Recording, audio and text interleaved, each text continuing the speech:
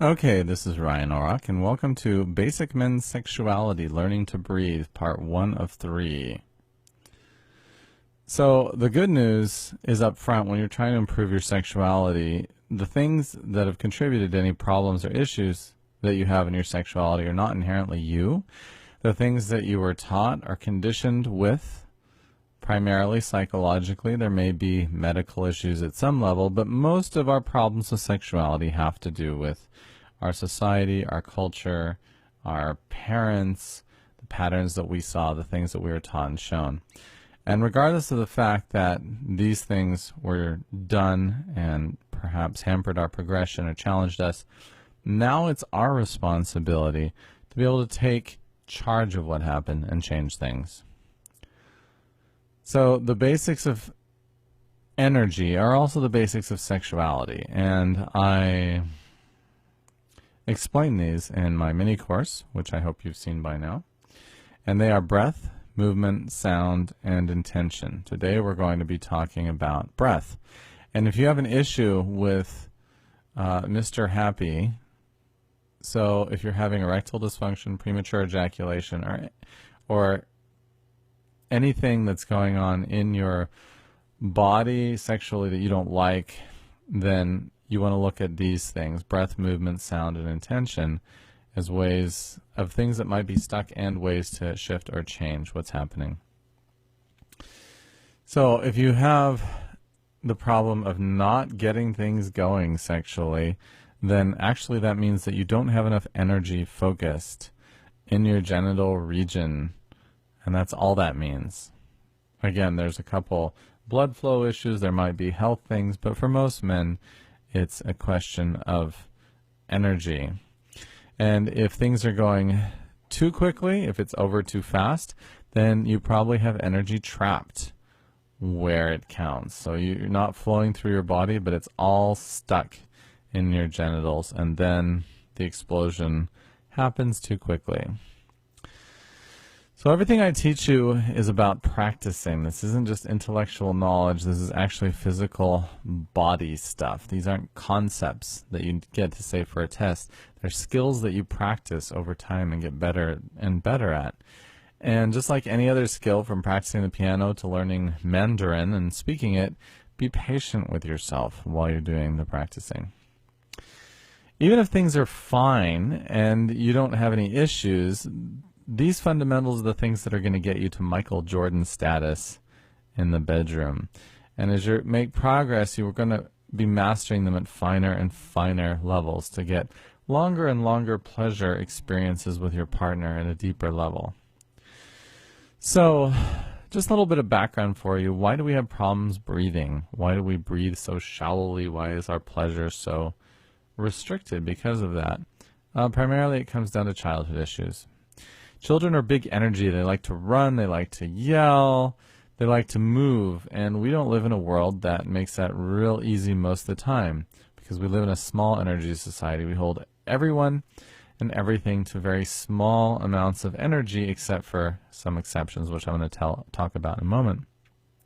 So our energy is reduced or smallized over time. And how is our energy made small? Well, if our parents had to physically stop us and restrain us from running around and making noise, they would be exhausted.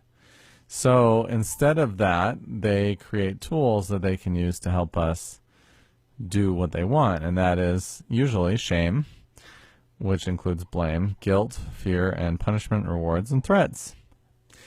So if we're moving energy through breath, sound, movement, intention, and emotion, anyone who helps to shut down your breath, sound, movement, or your emotions is shutting down or reducing your energy, which in turn will reduce your pleasure potential.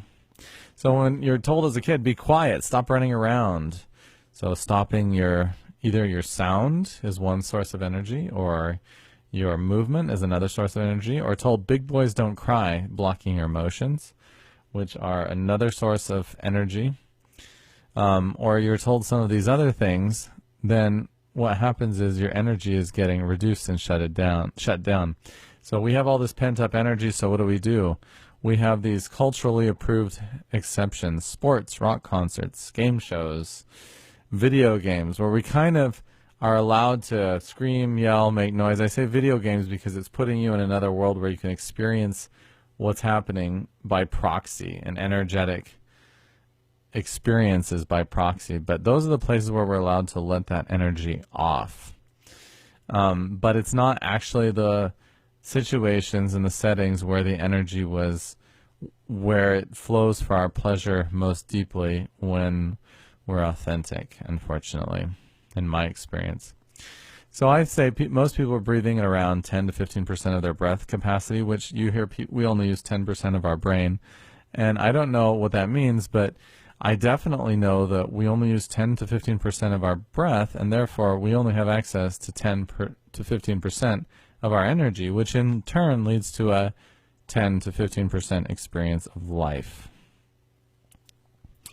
So what I want to explain here is, as far as energy goes, more is more. In other words, the more breath and air you move, the more sound you make, and the more you physically move, and we'll talk about intention in a bit, the more energy you're going to be moving, meaning the more pleasure you're going to have in your body. They all multiply on top of each other, and a maximum power energy experience is going to utilize all of that.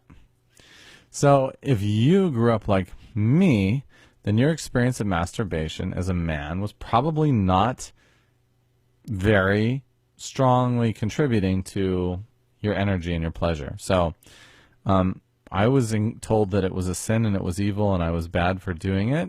And so how did I respond? Well, I was very quiet.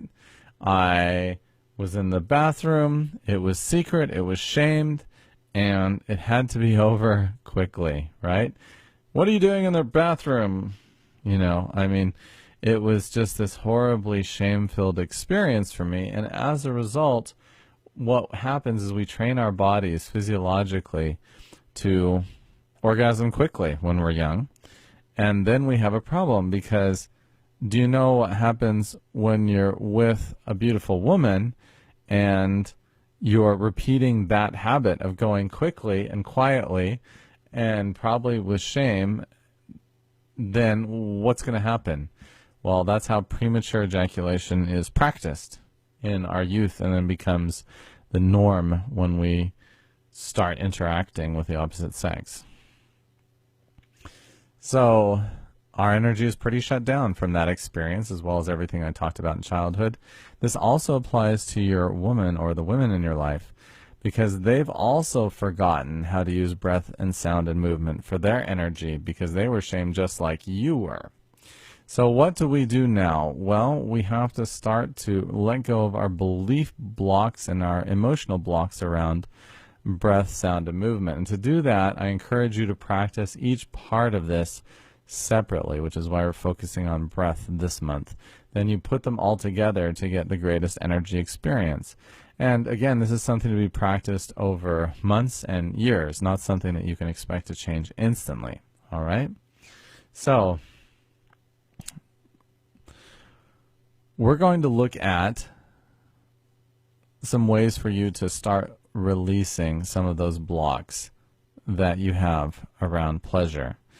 And so I want you to list some of the phrases that were used to reduce your energy when you were a child. What did you hear that either was shaming or guilting or blaming or threatening, or punishments that you received about your pleasure and your energy? So where did you reduce your breath, sound, your movement, or your emotions when you were a child? How did that happen for you? All right? And just list those down, the ways that that happened. What do you remember being said to you? I want you to write those all down, and then I want you to take them, and at least once per month, although you can do it more than that, really go through what was said. Write down, well, when I was young, I remember my dad said, big boys don't cry. And the first time I remember him saying that, I was sitting next to the soccer field with my other friends, and right, so you can just notice that and write that down for yourself, and you're going to do that. You're going to have a little conversation with yourself. You're going to show yourself some empathy for what happened back then and give yourself permission to reveal whatever is in yourself that needed to be expressed that couldn't be. So you're going to give yourself permission to express all those things that you learned to hold back and repress when you were young, and you're going to do it through the journaling exercise. And as you do that, you're going to de-tabooize whatever was happening. So you'll give yourself permission again to feel your emotions, whatever they were, fear, sadness, anger, joy, and express them. You're going to give yourself permission to breathe and make sounds and movements. You're going to give yourself permission to have much greater pleasure. And you're going to practice what was forbidden over the next year to improve your total pleasure potential. All right, so list those phrases down and have conversations with yourself, meaning write down what happened, and so you can get a good picture of what happened, and then write down what you wish had happened instead, or how you feel now and how you want things to be, and that's how you can start to let go of the programming that happened back then. And the other part that we're going to practice starting now is breathing deeply and slowly. All right? So you want to start using all of your energetic potential and all of your breath and all of your lungs. And I say everywhere, but especially whenever you're self-pleasuring or masturbating, another word for it, that isn't quite as taboo. So whenever you're pleasuring yourself, which is a positive term, then I want you to learn to breathe and practice slowly and deeply breathing, which is going to undo some of the programming and patterns from when you were a young man and you learned to masturbate quickly and you focused all the energy in your genitals. That deep, slow breath is going to help the energy move more in your body, which is going to enable you to last longer, which is going to be the key to having multiple orgasms or sex for hours at a time. That's the first building block that I want you to master so that you can have these even more intense sexual experiences, that you can go beyond 5 or 10% of your pleasure potential up to 50, 60, 70 and more, all right? And also when you're making love. When we're making love, when we're getting excited, our breath tends to speed up, our energy focuses. And instead of doing that, I want you to breathe slowly and deeply, all right? So the more excited you get, the slower you breathe, and the deeper you breathe in and out. And this is going to reprogram your physiology to experience more pleasure on a deeper level. So I just want to give you a couple things that you can be aware of as you're doing these practices. First of all, when you start adding more energy to your body, meaning you're breathing more, certain things can start happening. Number one, shaking, involuntary movement. When I start relaxing and breathing deeply, muscles start releasing in my body that weren't before. So sometimes I'll have little jerks, especially in the belly region, like I'll just feel the muscles kind of tighten or spasm. That can happen. That's normal. That's not a problem. All right. Number two, you can start to get louder automatically. We're going to talk about sound more next month, but just know for now that if you start making more noise, that's great. That's fantastic. If you start breathing deeply, and then when you breathe out, you're moaning, then that's a good thing. That's not bad at all. So just enjoy that moaning and enjoy that breath and enjoy the extra energy you get. You might have emotions, and this can be disconcerting, especially for men, but you can be breathing while you're making love, and you may start to feel sad. Tears can even come. You may start to feel rage. You may start to feel fear. You will be accessing and opening emotional energy that's stored in your body, and if it comes up, that's fine. Just allow it to be. I know it may be challenging, difficult to feel, especially in that situation. You think there's a certain way you're supposed to be when you're making love. You're supposed to be the man But that's not actually true. Sexuality and energetic experiences are ways for you to release what's stored in your body to get more pleasure. And so don't worry about the emotions that come up.